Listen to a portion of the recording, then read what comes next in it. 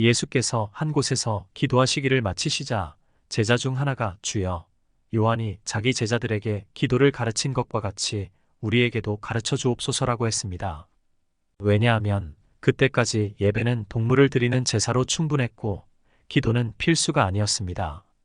엘리야가 갈멜산에서 기도하고 엘리사가 수넴 여인의 아들을 살리기 위해 기도했듯이 소원을 아뢰는 기도는 했겠지만 그러한 기도는 인간이 사는 곳이면 어디에도 있는 일입니다.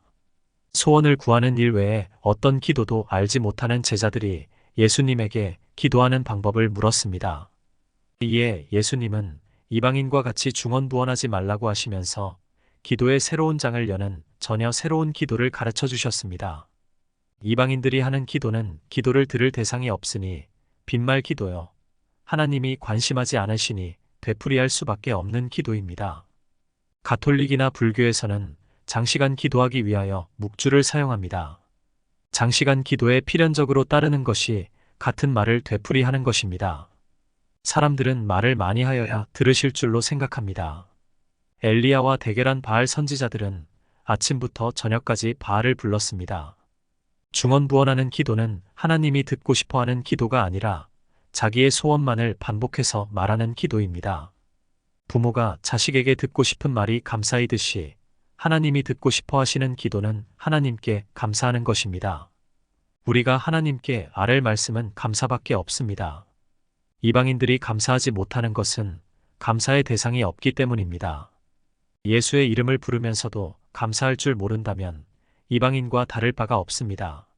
내가 너희에게 말하노니 비록 벗됨을 인하여서는 일어나서 주지 아니할지라도 그 강청함을 인하여 일어나 그 소용대로 주리라. 이 말씀 때문에 우리는 내가 원하는 것이 무엇이든 원하는 것을 강청해야 한다고 생각합니다. 하나님이 원하시는 강청은 인간의 관심이 아니라 하나님의 관심에 다가가는 것입니다. 예수께서 가르치신 기도는 하늘에 계신 아버지를 부름으로 시작됩니다. 하늘에 계신 우리 아버지는 거룩하신 분으로서 당신의 뜻을 이루시는 분이요, 일용할 양식을 공급하시는 분이요, 죄 지은 자를 용서하시는 분이요, 우리를 시험에 들지 않게 하시는 분이요, 악에서 구하시는 분이요, 영광을 받으실 분입니다. 그 중에 거룩의 신인적 속성을 아는 것은 대단히 중요한 일입니다. 하나님은 인간이 없는 곳에서 홀로 거룩을 주장하지 않으십니다. 아무리 토성의 띠가 아름다워도 그곳을 거룩하다고 하지 않으십니다. 그러나 사막이라도 그 앞에 사람이 있으면 너의 선 곳은 거룩한 땅이라고 하십니다. 하나님으로 하여금 당신의 거룩을 드러내시도록 유혹하는 주인공은 사람입니다. 성경의 하나님은 인간의 삶에 관여하시고 인간의 역사에 뛰어드십니다. 성경은 그 하나님을 거룩하다고 찬양합니다. 거룩을 이해하는 것은 성경 연구에서 대단히 중요한 일입니다. 성경 연구는 인간과 하나님과의 관계를 연구하는 일이기 때문입니다. 어느 초등학교에서 있었던 일이라며 인터넷에 떠다니는 이야기입니다. 어느 반 교실 칠판에 큰 글씨로 뿌리라고 적혀 있었습니다. 차례대로 한 아이씩 앞으로 나가서 자기 가정의 조상에 대해 발표했습니다. 모두들 나가서 자기 조상에 대해 자랑스럽게 이야기를 했습니다. 그런데 한 아이가 앞으로 나가는 모습을 보는 순간 선생님은 가슴이 철렁 내려앉았습니다. 그 아이는 부모 없이 보육원에서 자라고 있는 고아였기 때문입니다. 선생님은 자기 때문에 그 아이의 마음에 상처가 되지나 않을까 하는 생각으로 몸둘 바를 몰랐습니다. 그런데 뜻밖에도 그 아이는 앞으로 나와서 조용한 어조로 이렇게 말했습니다. 저의 아버지는 하늘에 계신 하나님이십니다. 저의 아버지는 이 세상 모든 것의 주인이십니다. 저의 아버지에게는 자녀들이 많이 있습니다. 그래서 저에게는 아주 많은 가족들이 있답니다. 하지만 저의 아버지는 사랑이 많으셔서 그 자녀들을 한 사람도 빠짐없이 누구나 똑같이 사랑하신답니다. 신곡이라는 불후의 명작을 남긴 단테는 주의 기도문을 이렇게 이해했습니다. 신곡 연옥편 11곡은 이렇게 시작됩니다.